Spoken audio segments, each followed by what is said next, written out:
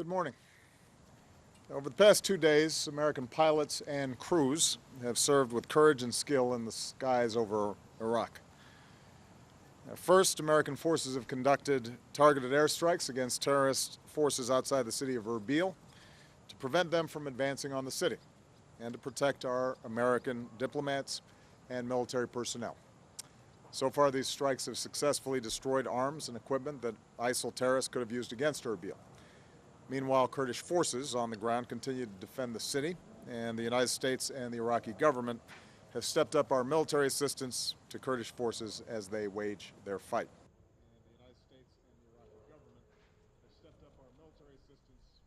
American forces have so far conducted 2 successful airdrops, delivering thousands of meals and gallons of water to these desperate men, women, and children.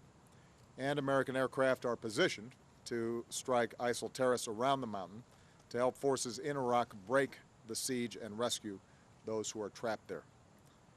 Now, even as we deal with these immediate situations, we will continue to pursue a broader strategy in Iraq. We will protect our American citizens in Iraq, whether they're diplomats, civilians, or military. If these terrorists threaten our facilities or our personnel, we will take action to protect our people. Not establish a permanent safe haven. We will continue to work with the international community to deal with.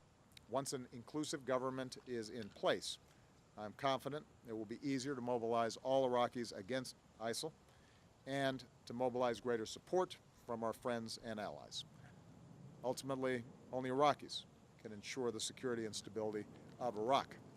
The United States can't do it for them, but we can and will be partners in that effort.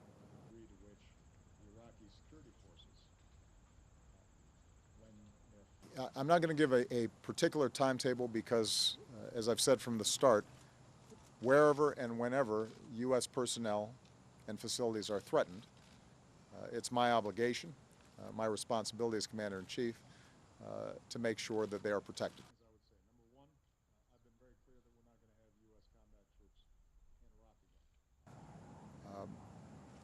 The most important timetable that I'm focused on right now is the Iraqi government getting formed and finalized. Because in the absence of an Iraqi government, it is very hard to get a unified effort by Iraqis against ISIL. We can conduct airstrikes, but ultimately there's not going to be an American military solution to this problem. There's going to have to be an Iraqi solution that America and other countries and allies support. I've been very clear that we're not going to have U.S. combat troops in Iraq again. And we are going to maintain that because we should have learned a lesson from our long and immensely costly incursion in Iraq.